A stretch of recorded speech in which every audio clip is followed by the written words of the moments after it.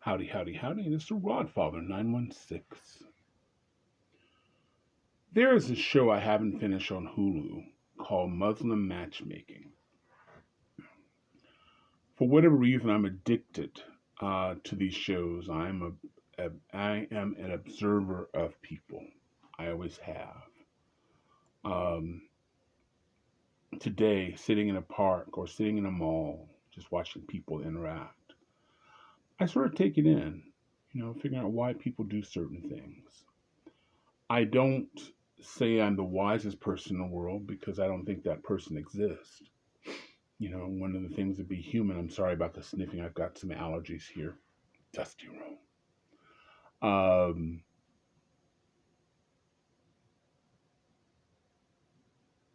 I forgot where I was going with this. Oh, sometimes it's good to have notes. Um, but by observing people, you get a sense of how the mechanics work. And the mechanics don't work the same for everybody, but there's some general things that are similar. Now, my background, for the most part, because I've always been curious and always curious about people and had questions, my exposure to life and relationships mostly come from women.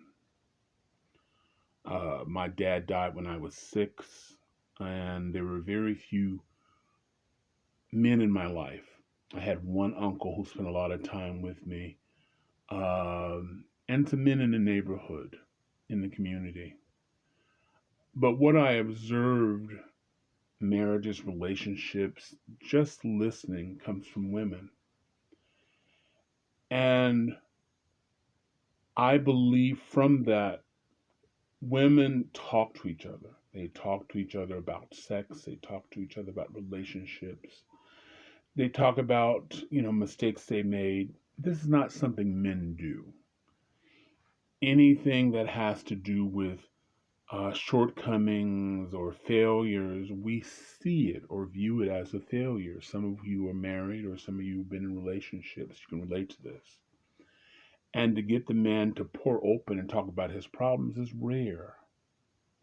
Because again, we kind of view it as a failure. I don't want to share my mistakes. You're going to think I'm a loser. And the reality is not that's far from the truth. But men, not only in the United States, all over the world, we are wired to be providers. A lot of people can argue about that. Wired to be the head of the household. And so if you are the lion, lions don't have problems. At least that's what we think. So I find this show on Hulu, Muslim matchmaking, interesting. And there are certain things I can relate to the younger me. Because I got married in my early 20s and stayed married for about 26, 27 years.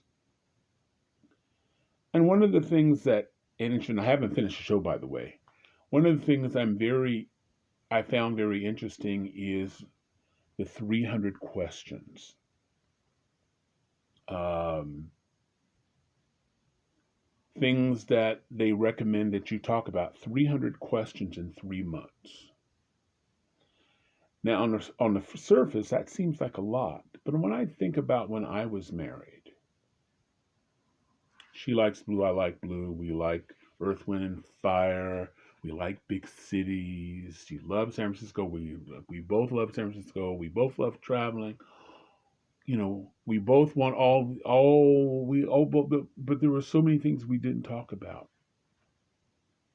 Um, I wanted a ton of kids, and I just assumed that whoever I married, if they're young, they wanted kids.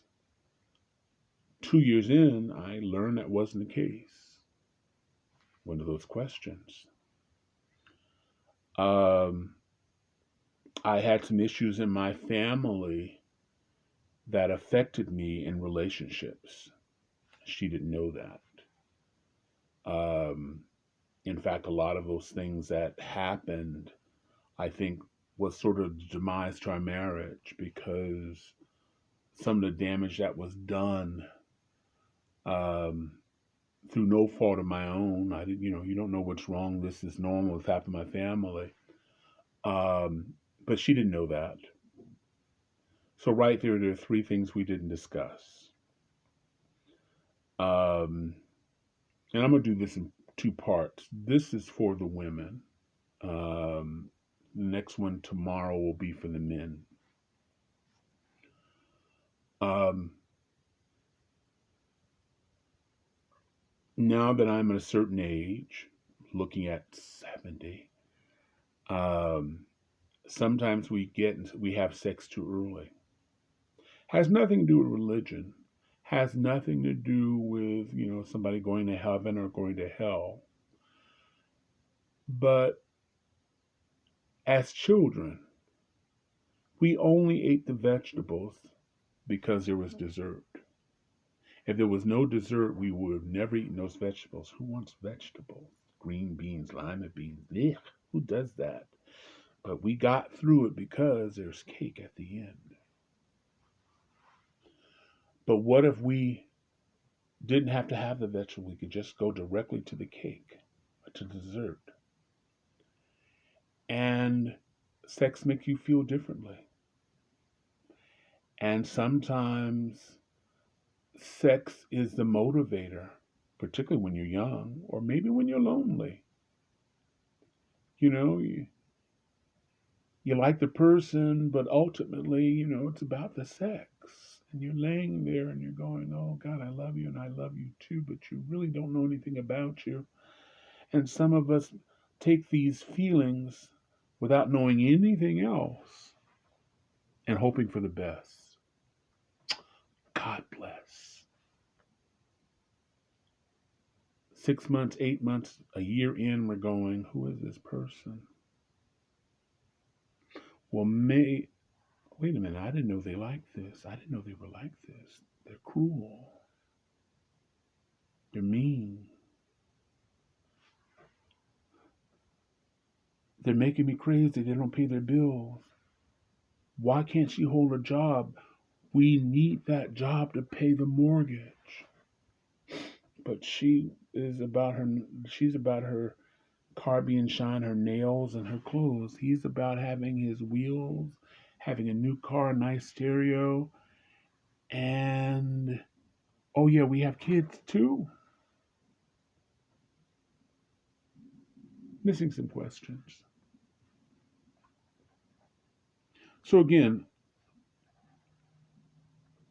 I'm just using my knowledge. Doesn't mean that I'm absolutely right. But I'm gonna go with some basics, and this right now is basically for women. If you meet a man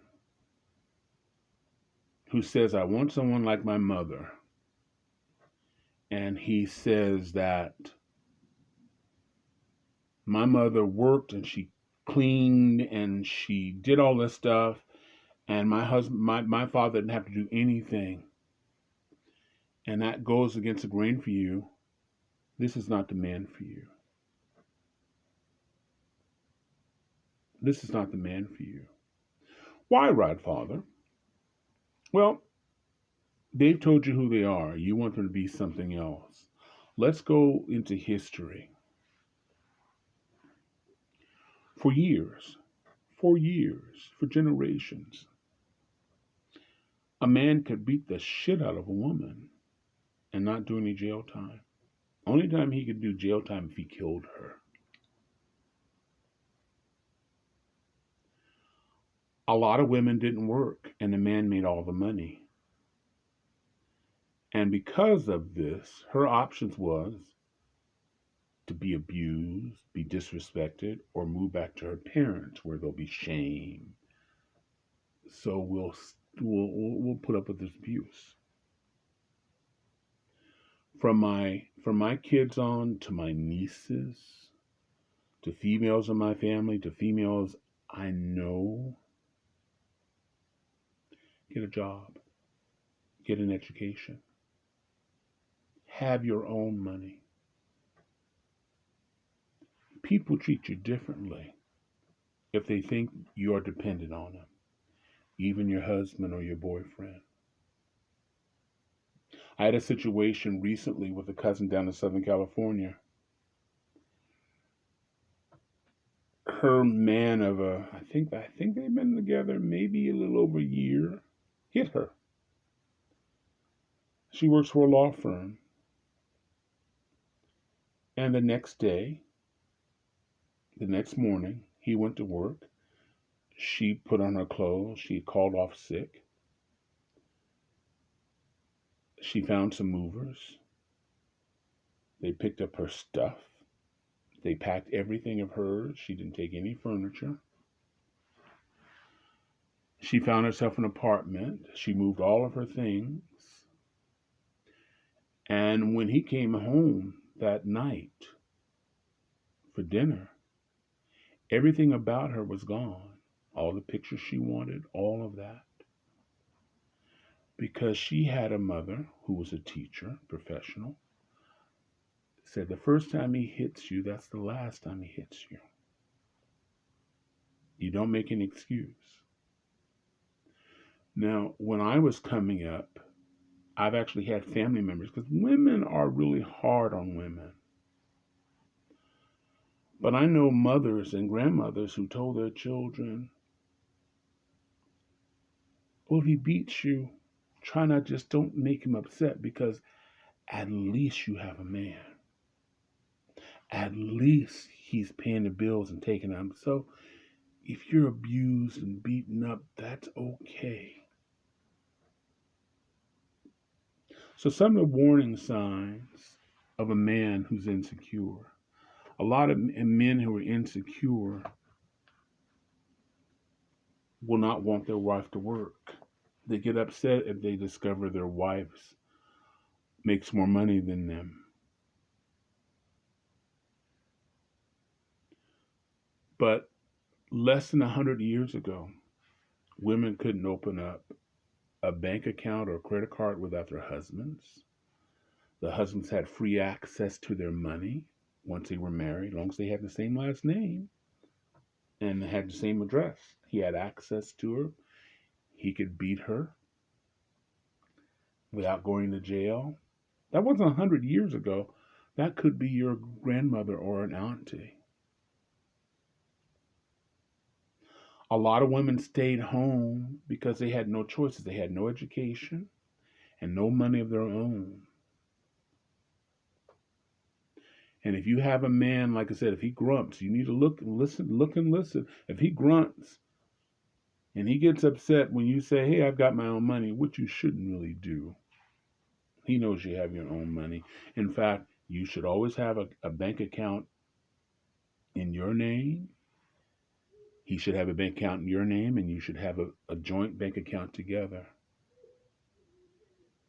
That's what you should have. Because you don't know how she's going to act at any given time, and he acts. And if there's a divorce, one of the first thing that happens is that whoever gets to the account wins. Don't believe the Rod Father asking anybody who's been to divorce. Whoever has the most credit cards, and if they're all in the primary's name, their attorneys will say shut their credit cards down, because what happens in a divorce is sometimes the person who has control of the credit card or the primary on the credit card, the person who's not the primary rings that credit card up. So you want to have your own credit card. If he has a problem with it, let him have the problem. There shouldn't be a fight. You should ask him, what is the problem? Why do they always have to be in your name or her name? Why is there a problem? You want to protect yourself. This is some of those 300 questions you should ask. The basics, and it applies to men and women. You should know something about him and the relationship with their family, or her and the relationship with their family. These are just the basics of the 300 questions. this person should have a job for a while. I don't care if it's a him or a her. You don't co-sign for anybody, even if with the promise of marriage, because something about a divorce changes everything. The person you love, the person you trust, suddenly you don't trust them anymore. You watch them harder. 3, have your own have your own money in your name. 4, relationships with other women, relationship with other men. Listen to them carefully when they talk.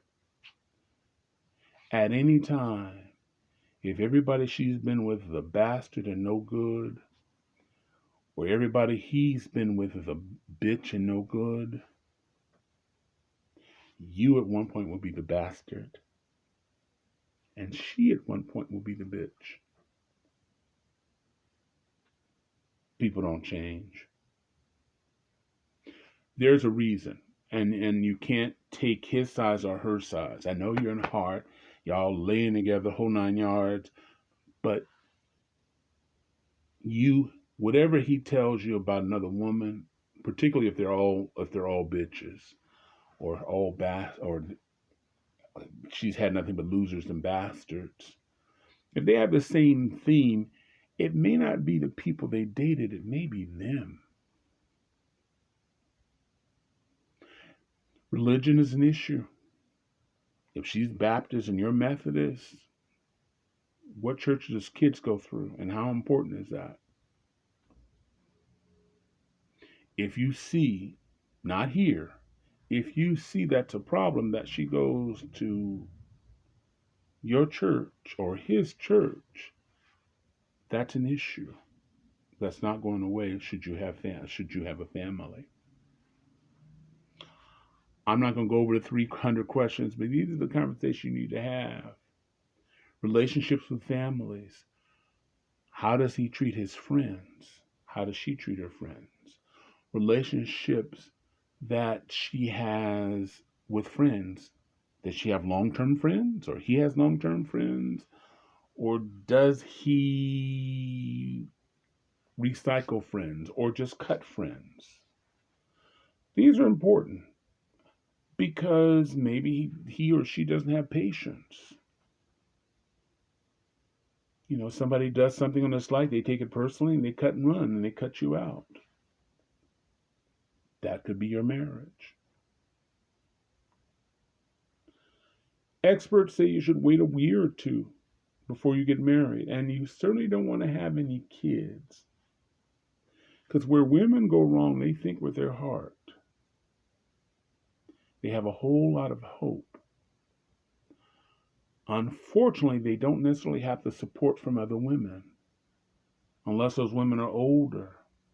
And if you come from a marriage where there's a lot of divorces, or marriages where, you come from a family that no one has gotten married, everybody's a single mother with kids from different fathers, that's your lesson.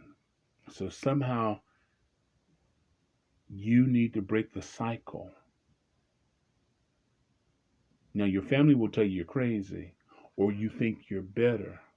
Again, women are harder than men are on men. Because a man will go, that's not for you. That's not good for you. But a woman will say, well, he wanted a baby, you should have a baby, but he don't have a job. He's not willing to claim you. If he's not willing to claim you before you have that baby, you think he's going to claim you and the baby? And don't get into the little thing of, well, I'm getting old and everybody's got babies and they're hopeful, and hope fills your home with a lot of babies and no men. You want someone to claim you. You want someone to be your queen. And you certainly, and this applies for men and women, you certainly don't want to choose somebody who's worn out and no good. Because a man who has babies and don't take care of them is a man who's broken. And what he does, he breaks his children. Maybe he was raised that way.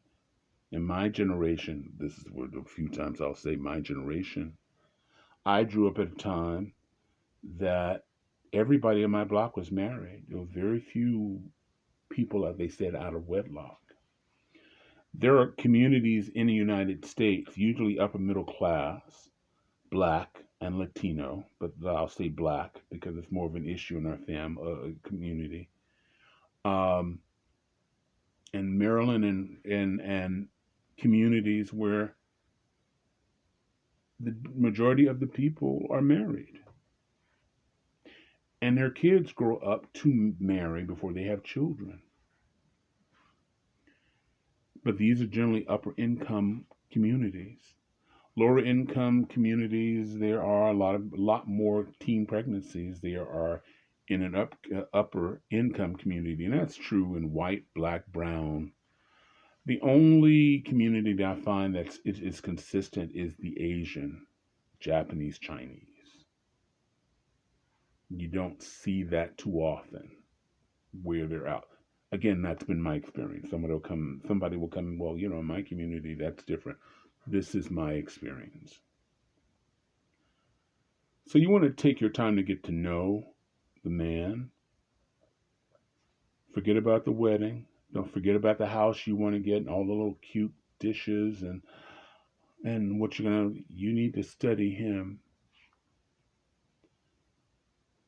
When I got married in my early 20s, I didn't know there were things broken in me. And my wife had to discover it. And I don't think she knows I don't think she knows a half of it. I had to go through therapy to put my finger on it because it has raised some of the issues we had in our marriage came up in other relationships that I had. But the thing about internal things, mental things, you can't fix it with a bowl of tits, with an aspirin or a bowl of chicken noodle soup. So this is my take. I may expand it further if you have more questions or you think or specific questions. You can leave a comment in the Themic sections, or you can contact me through my email address. Um, there's a lot, but take your time, get an education. My hat's off to women who raise their children alone. They've had a hard life, and many will continue to have a hard life even after kids are grown because their only job was being a mom. Because at one point, maybe because there's no one in the household that you could point and say, okay, this is a successful relationship, so I'm doing what I see. And that's not to talk negatively or being negative about anybody. Trust and believe that's not where I'm coming from. I don't want to come from a place of attack. You chose the wrong man and maybe kept choosing the wrong man because you had no one to show you. Because again, there are examples in all over the country in middle class and sometimes upper middle class families where there are black families and generations today in 2025 where they get married before their children. Not everybody, but they have generations. Tomorrow, men, I'm coming after you. We're going to talk about this. 300 questions. If you haven't seen it, you might find it interesting. Again, it's on Hulu, Muslim matchmaking. I've watched Indian matchmaking. I've watched gay matchmaking. I've watched Jewish matchmaking, Indian matchmaking, and they're all different, but only the Muslims ask the 300. But the other ones have in common they don't recommend you having sex at the beginning. That sounds old fashioned, doesn't it? It's like, what do you mean by no sex? But they're examples. Because if your focus is on sex and you can't wait to get it because she makes you feel good or he makes you feel good, are you thinking about the future? Are you thinking about his family? Or are you thinking about that physical context? Ooh. This is Rod Father, wishing everybody love, joy, peace, and happiness. I sure appreciate if you like, subscribe. If you have, uh, if you see me on YouTube or wherever you see me, I'm growing. And I think that's all I got for now. Men, I'm coming from you. So that'll be tomorrow, part 2, part 3.